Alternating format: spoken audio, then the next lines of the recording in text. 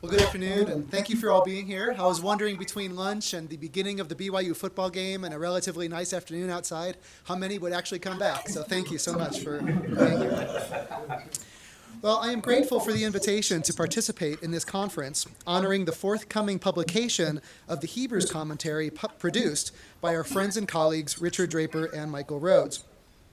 As a former student of one and as a longtime admirer of both, I am pleased to join the other conference participants in congratulating them on another valuable addition to the BYU New Testament Commentary series, and in thanking them for their ongoing efforts to bless the Latter-day Saint community through their insights into the writings of the New Testament. I am particularly excited to learn from their latest work on the Epistle to the Hebrews, a text that offers profound contributions to the way that Christianity, including the Latter-day Restoration, has come to view the atoning work of Jesus as the means by which humanity can be reconciled to God and access his divine presence. Foremost among these contributions are the letter's claim that Jesus is the great high priest after the order of Melchizedek, who presides over the heavenly temple, and who, through the ultimate sacrifice of his life and his eternal act of priestly intercession, allows believers to be purified from their sins and to approach the throne of grace with boldness. Despite this salient contribution to Christian thought, the precise setting in which Hebrews was composed, including the letter's date, authorship, location, and audience, has been notoriously difficult to determine since writers first began commenting on it in the early 2nd century. The author and initial recipients of this letter seem to have been Hellenized Judeans who communicated in a highly polished Greek, who were well versed in the writings of the Hebrew Bible as refracted through the Septuagint, and were deeply concerned with matters pertaining to the temple, its sacrificial rituals, and the hereditary Levitical priesthood that performed its liturgy. All right. Beyond these general observations, though, the original social context of Hebrews has been elusive to New Testament scholars trying to ascertain the intended significance of the text. Acknowledging the complexity of this issue, Professors Draper and Rhodes rightfully follow the convention of most commentaries on Hebrews by modestly stating, based on the available evidence, that the letter likely circulated between communities of Jewish Christians in Rome and Judea and could have been written any time between 60 and 100 AD. Unfortunately, however, this legitimate range of dating possibilities poses a unique challenge to readers of the text, as it presents two very different socio-historical settings in which Hebrews may have been written. One, while the Jerusalem temple still stood as Judea's national shrine, where the Jewish community sought purification and atonement through the sacrificial rituals conducted by Levitical priests, and another up to 30 years after the temple was destroyed by the Romans in AD 70, an event that forced a cessation of the sacrifices and rituals of priestly mediation required by the Torah. Because the central message of Hebrews pertains to the ways in which Jesus' death supersedes the sacrifices of the Mosaic temple, and his eternal intercession on behalf of humanity is superior to that offered by the Levitical priesthood, our understanding of the intended significance of the letter would vary based on these two potential scenarios. For example, if the epistles to the Hebrews was written before the Jerusalem temple was destroyed in 70, it could easily be read as an attempt by its author to dissuade Jewish believers in Jesus from relying upon the sacrificial system of the temple as the means of accessing the divine realm. Instead of being drawn towards this cultic dependence, the author would be arguing, the community should put their trust in Jesus to provide that access. As the great high priest after the order of Melchizedek, his priesthood is superior to that of the Levitical priests operating in the temple, and his sacrifice is superior to the routine slaughter of animals occurring at the temple altar, as he offers believers entry into the heavenly sanctuary, of which the Jerusalem temple was merely an earthly shadow. Based on this setting, therefore, the author of Hebrews could be seen as trying to convince an audience of pre-70 Jesus followers, perhaps even those of priestly lineage, that they no longer needed to participate in the Jerusalem temple liturgy to receive sacrificial atonement, or to rely upon its system of priestly mediation to commune with God, since Jesus has fulfilled both of these needs through his death and eternal intercession in the heavenly throne room. While such a scenario within the pre-70 community is a compelling possibility and should be considered as a viable lens through which the letter can be read, A social setting for the writing of Hebrews in the decades after the destruction of the Jerusalem temple would provide an alternative framework for understanding the letter's intended significance. Within that setting, the Epistle to the Hebrews would not have been written to an audience feeling drawn to the efficacy of animal sacrifices and other priestly rituals of a functioning temple, but to an audience trying to understand how to rebuild Judean life, attain atonement, and access the divine realm in a post-temple world. For the remainder of this paper, I would like to explore the potential context for the composition of Hebrews in the years following the destruction of the Jerusalem temple, and consider the possible implications of the letter's message if it was indeed written on the latter end of the spectrum suggested by Professors Draper and Rhodes, which could be anywhere from 70 to 100 AD. Following their methodological caution, this exercise is not designed to be all-inclusive or definitive, but as a tentative and suggestive attempt to situate the text in a social milieu that, rather than debating the appropriate relationship to a Jerusalem temple that is still functioning as a cultic reality, is actually struggling to define the nature of Jewish belief and ritual practice after the loss of Judea's central shrine. To begin a preliminary reconstruction of a post-70 social setting for the composition of Hebrews, it is first necessary to understand the main issues being debated within Judaism in the wake of the temple's destruction. Among the most pressing concerns that needed to be addressed in this period were, 1, how to respond to the cessation of sacrificial rituals designed to provide purity and atonement for the community. Should these rituals be resumed, replaced, or discontinued? And 2, what would become of the Levitical priests who were appointed by the Torah to provide ritual mediation between God and Israel? Were they still necessary features of Jewish life, or did they no longer fulfill a religious need? At their core, these highly debated issues focus on the fate and ongoing relevance of the two most central institutions of the Torah, the Mosaic Temple and the Levitical priesthood. The nature of these two institutions, of course, also happens to be the main theme taken up by the Epistle to the Hebrews in the development of its Christology. Therefore, to understand the potential significance of the letter for a post-temple era, it is important to briefly articulate some of the competing visions of religious and cultic authority that were circulating within the Judean community in the decades after 70. Traditionally, the historiography of post-70 Judaism has reflected the narrative claims found in early rabbinic literature that, shortly after the loss of the temple, Jews naturally shifted away from a religious and civic life centered around the sanctuary, its sacrifices, and a hereditary priesthood, to adopt a new communal framework focused on lay Torah scholarship, a reformulated system of worship in which acts of piety such as prayer, alms, and study substituted for the ritual acts of sacrificial atonement, and the religious leadership of rabbinic sages, who viewed themselves as guardians over the transmission of divine law. According to this narrative, by the end of the first century, sages under the guidance of Rabbi Yochanan ben Zakkai had gathered at Yavne to establish a rabbinic Sanhedrin, to transfer aspects of the temple cult from their original context to non-temple settings, such as synagogues or study houses, and to transfer the functional responsibilities of Levitical priests, such as serving as Israel's teachers, judges, and ritual specialists, to rabbis who were well-versed in the Torah. In this way, post-temple rabbinic Judaism sought to reconfigure the socio-religious structure outlined in the Pentateuch by replacing its mechanisms for atonement and mediation, namely the sacrificial temple cult and hereditary Levitical priesthood, with democratized ritual activities that were presided over by the sages. To help persuade the Jewish community of these radical innovations in religious life, early rabbinic writers emphasized the limitations of the traditional priestly system by describing priests of the late Second Temple period as impious, morally corrupt, genealogically compromised on occasion, and inadequately versed in divine law, and thus failing to facilitate the type of divine mediation intended by the Pentateuch. Therefore, while maintaining the centrality of the Torah and acknowledging its presentations of the temple and priesthood as ideal institutions, the early rabbinic sages sought to assert themselves, based on their authority as legal experts, as the means of providing Israel with the heavenly communion once provided by the temple and its priests. While this narrative of the rabbinic reformation of Jewish religious life has long been assumed by scholars as reflecting historical reality in the post-temple period,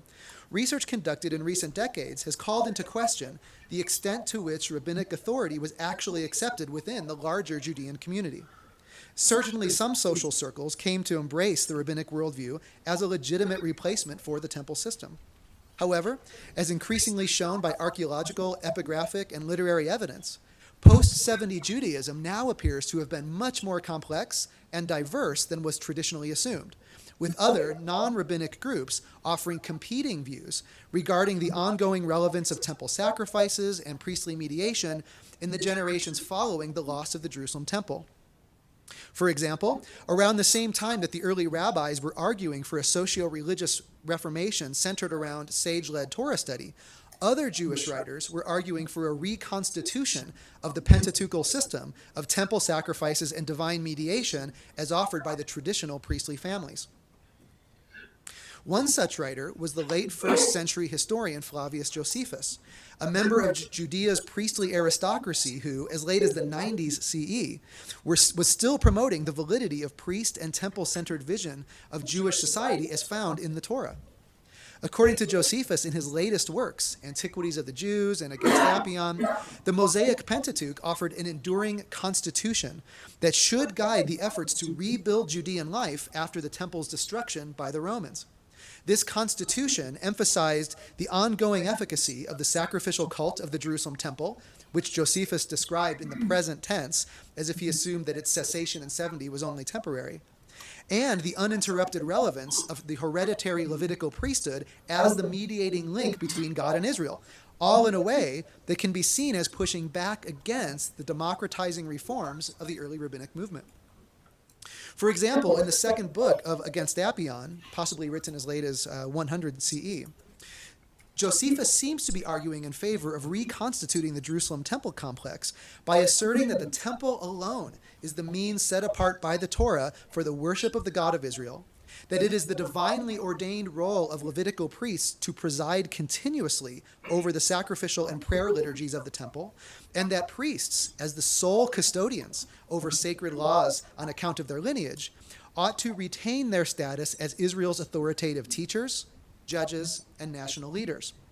According to Josephus, the Judean constitution outlined in the Pentateuch states, "We have but one temple for the one God, and the priests are continually engaged in his worship, under the leadership of the high priest. With his priestly colleagues, he will sacrifice to God, safeguard the laws, adjudicate in cases of dispute, and be entrusted with the special charge of teaching the entire community."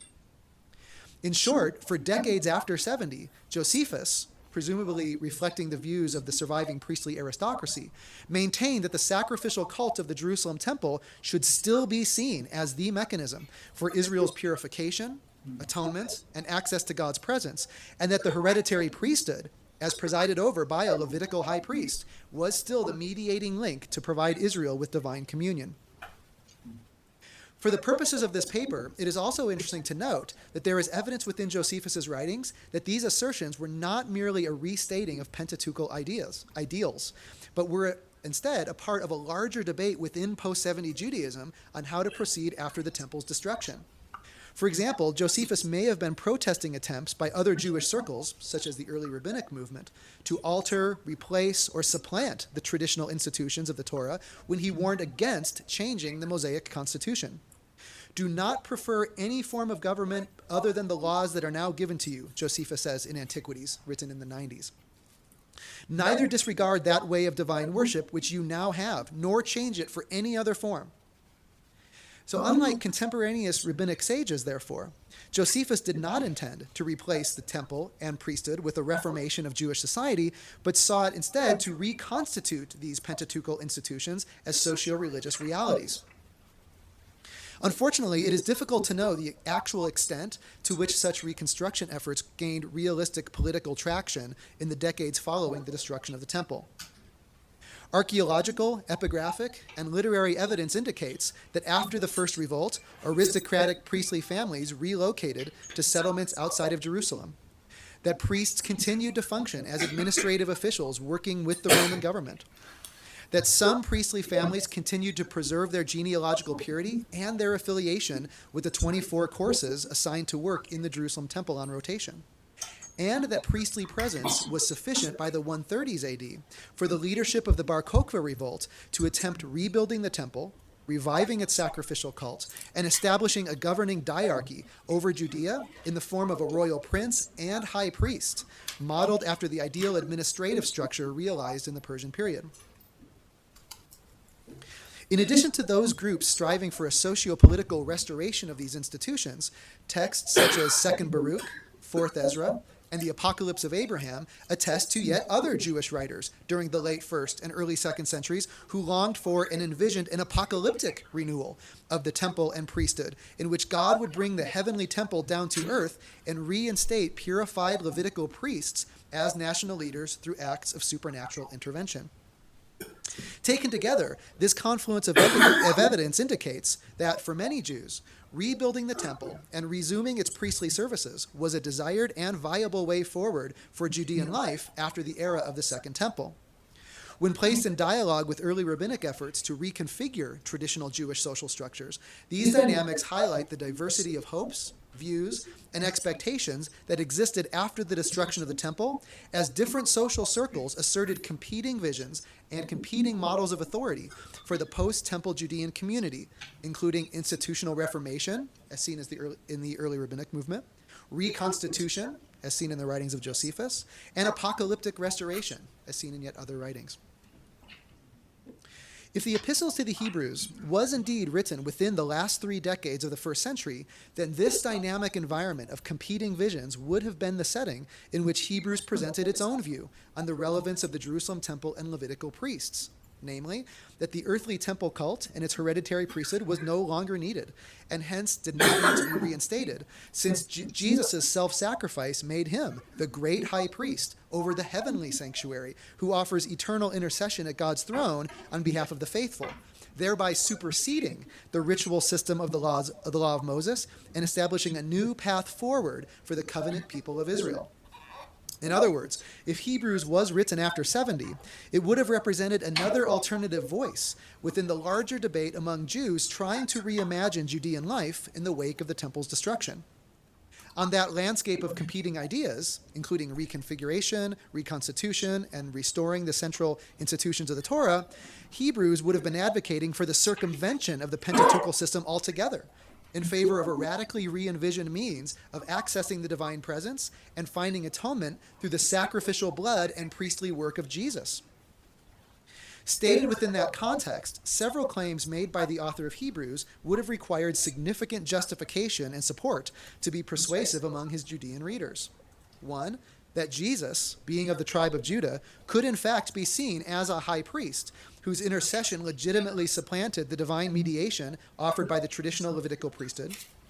Two, that Jesus' self-sacrifice was an acceptable replacement for the sacrificial rituals of atonement provided by the Jerusalem temple cult. And three, that the law of Moses, which prescribed these institutions, no longer provided an adequate framework in which God's covenant with Israel should be understood.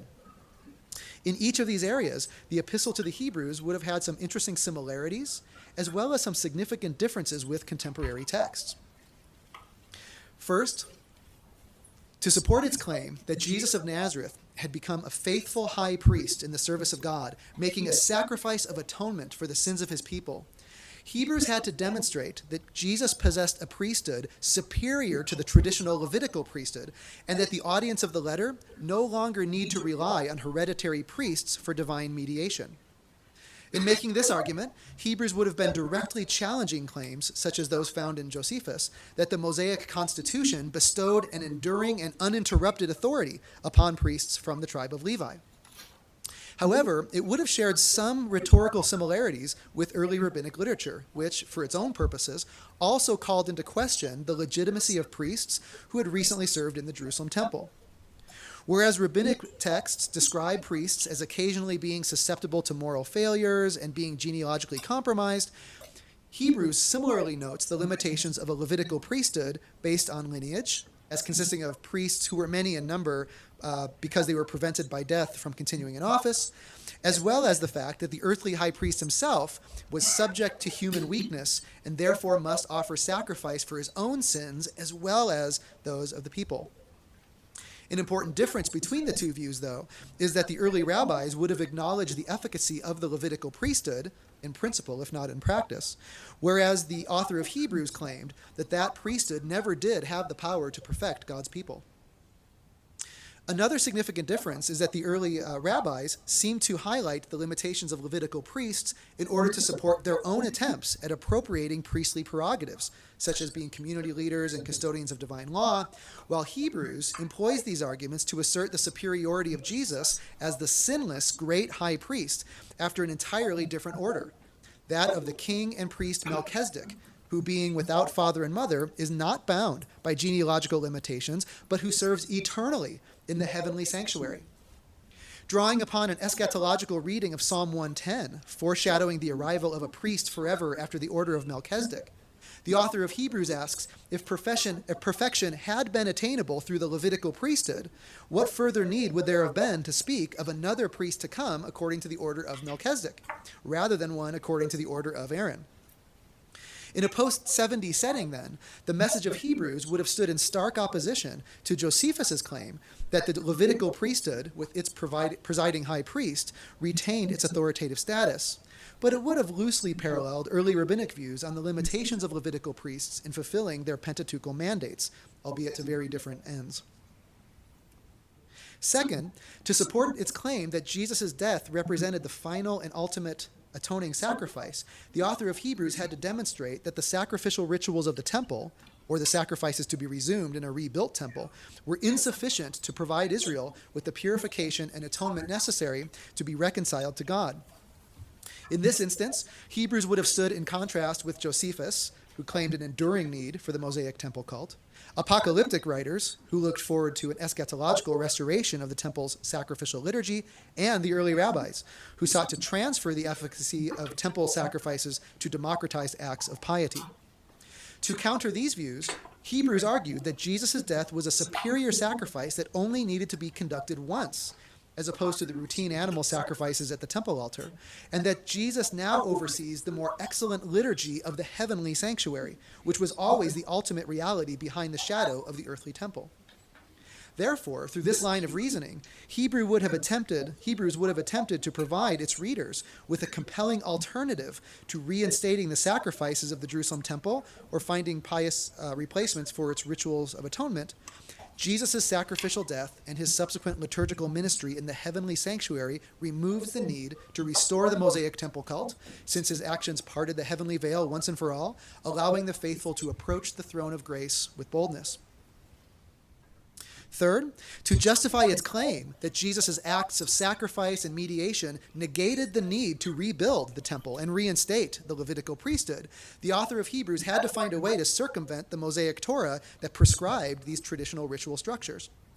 Whereas the Pentateuchal system was deemed by Josephus to still be in effect, and was acknowledged by the early rabbinic movement as still central to its worldview, even if it reconfigured the Torah's cultic institutions, Hebrews argued that Moses was merely a faithful servant in God's house, as opposed to Jesus, who was the builder and son of that house. That the Torah revealed to Moses was merely a shadow of a more perfect law to come, and that the Mosaic covenant needed to be replaced by the new covenant alluded to in Jeremiah 31.